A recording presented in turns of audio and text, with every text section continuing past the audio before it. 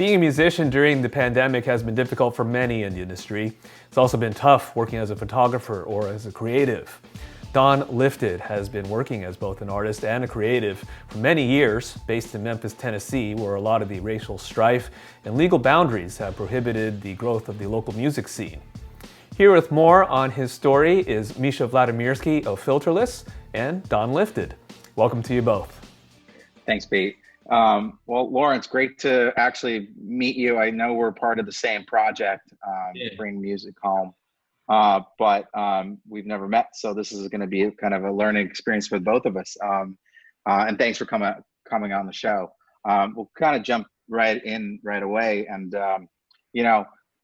finding out that you're not just a photographer and a filmmaker, but you're also a musician is a kind of an interesting thing.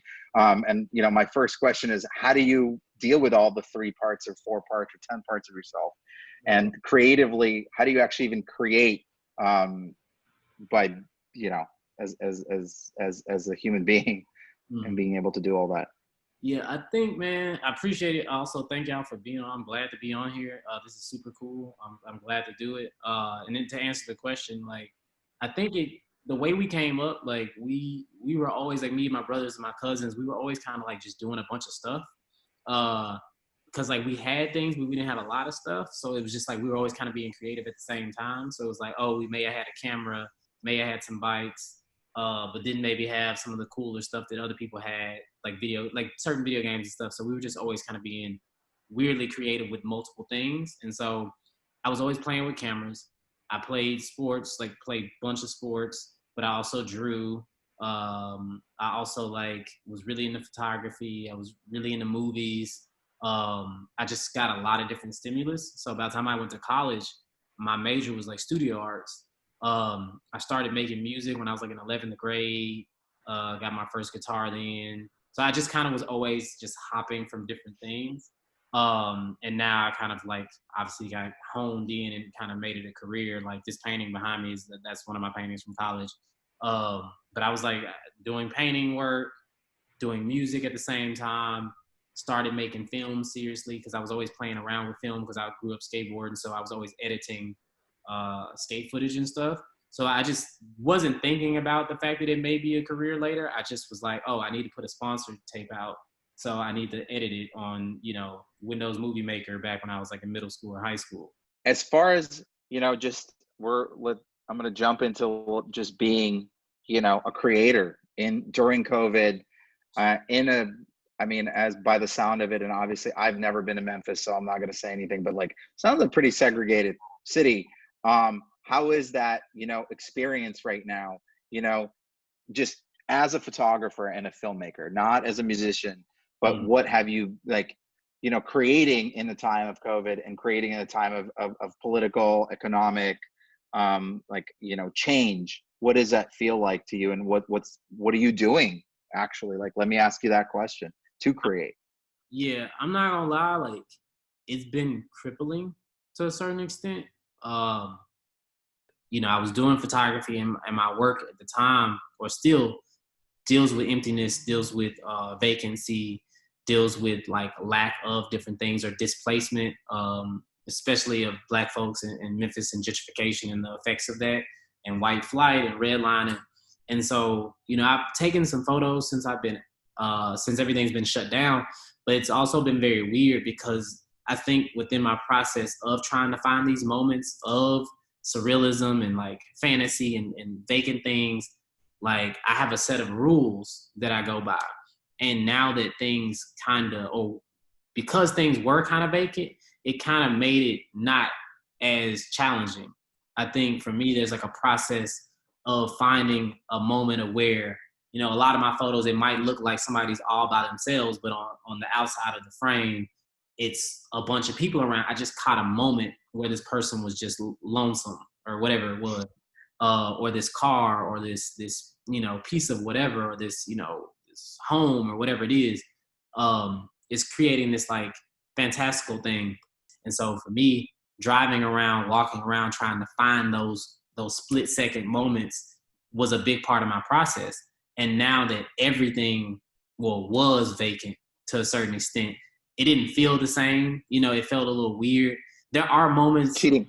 Yeah, it felt Like like. you're cheating. Like you're cheating a little bit, even though because everything is naturally shut down. Mm-hmm. Yeah, so I waited a little while. I put more time into music. I've been editing a film called The Hub that is about factory jobs, and in Memphis we got like a really bad um, factory problem in terms of worker conditions and people getting paid living wages and stuff like that.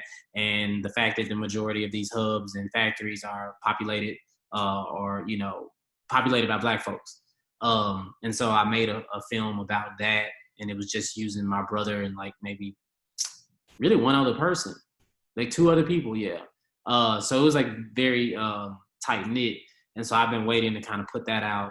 But other than that, I've been kind of just staying plotting one. I've been in the process of like trying to get some gallery representation, which got paused as well because of COVID and stuff, because it's in New York. And so I'm trying to like figure out the best way to navigate the situation, but also like rest, because I know literally after this, for the things that are going on in my life, I won't be able to rest again for a little minute. This is like, I'm taking this year. Yes, it's whack. Yes, it's sad. It's super unfortunate.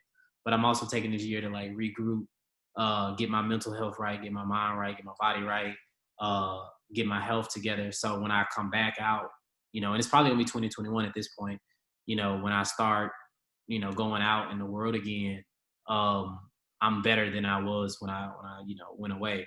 But it's gonna be interesting. It's really weird. I've been creative, but I haven't been as creative as I was when stuff was going on.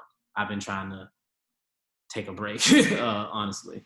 So yeah. I think some of us are challenged that way. I mean, I'd be honest with you. I'm actually the opposite. I've probably been the most creative Mm. and have pushed out the most amount of work during this time. But I think because I'm a businessman at heart, and it flipped me, and it gave my like artistic side actually time to create. Mm. Um, you spoke about what you're doing right now, and I'm going to pull back onto the music side actually and ask the question. At least my assumption is, do you use the musical side of you as kind of the what's the right word, like the thing that kind of creates the beat of your creativity and creates the beat of your the photographs and the videos that you're making, as like the or the photos and the visuals kind of do that to the music? Like how do you balance the two things as a musician? Is it the soundtrack that tells the story visually, or is it the story that tells the soundtrack, right? I mean, does that make sense? No, it makes sense. It bounces back and forth. So like I'm working on two projects under two different names right now. So I'm working on a project under Lawrence Matthews, that's my real name, and it has its source information. I think my photography is probably more akin to that style of music, which would like all be basically new music. Is really, really hip hop driven, really, soul samples, natural instruments like Outkast and stuff that maybe is reminiscent of TDE or like older hip hop and like that stuff, because I've always been very interested in it and never really explored it. And writing wise, it's very, very poetic, but then also visually, it probably is more akin to my actual photography work and the stuff that I'm doing and the film work that I'm doing, because it's telling stories of Black folks and through the lens of Black folks. And my other music, so under my other name, Don Lifted, it is essentially the same in terms of it's telling the lens through a Black person, but it's very, very internal for me. Like if, I don't know how to describe it, but this music over here is very much like your ego, your conscience, the things you won't tell other people, the things you fear, like all your insecurities and all that stuff. Like and also love, like a lot of things are related in terms of this to love and experimentation. And so the music over here is very experimental, mixes a bunch of different genres. And that's primarily what people know me for is that music. And the visuals for that also do the same. I've been working with this artist, Amber George, and then this artist, Catherine Elizabeth, on like creating these kind of surreal photograph-based, video-based kind of universes for each record. And I've kind of always done that, but it's always been very, very, very, very literal. Like people's homes, houses, street names, and stuff like that. And I think for this time, I've been trying to kind of create a world that is reminiscent of the one that we're living in, but then telling these stories within it. How are you surviving right now during COVID as a creative and as a, person of color? Not only do you have, COVID, but you also have all this other strife that's coming at you at a million miles. So what are you doing to make a living, or how's that process been happening, not only as a musician, but as a photographer and a filmmaker?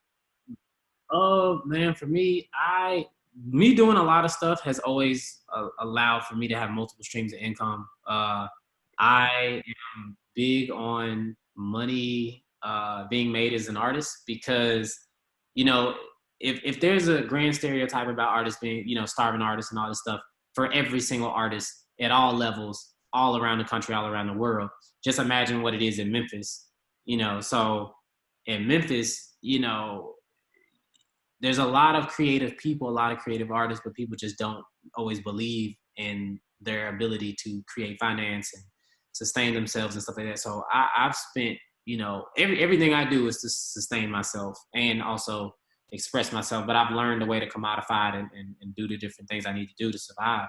But, between streaming, between public art, like I do public art stuff. Like I just got a commission for like $55,000 off public art. And then we got another commission, me and my partner, for $15,000. And so you get, you're getting a check. You don't get it all at once, but you're getting a few checks over a long span of time, and then you maybe get a large sum of money, and to create some things. Selling art, as of right now, like I'm lucky enough to, my photography is doing well, right? And so for that reason, I've been putting a few collections, and so there's money from that. When you get put in these collections, other people want to add, into there. So somebody may have bought a big giant 60 by 30 piece of yours, but the layperson wants the 16 by 24, but that's still some money. And so as an artist, I've been so broke before that I always figured out how to make a way out, using my talents and using my abilities. And I'm creative, so I've always been able to figure out, I'm a hustler. I hustle, you know what I'm saying? Like I'll figure it out. Multiple streams of income.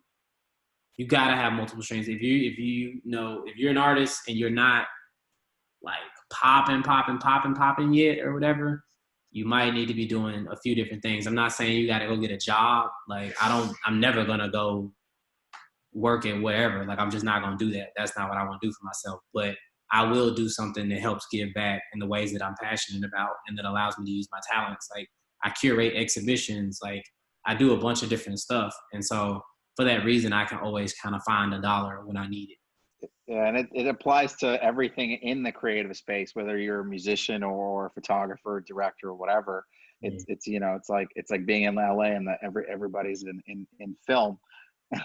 that's your waiter to the chef to the whatever, but at the end of the day, some of them actually end up making it out, and pushing and striving forward is probably the best way. And that's what I'm hearing from you, is that like you constantly have to evolve and learn and become different things as you become grow as a not only an adult but as an artist. Yeah. So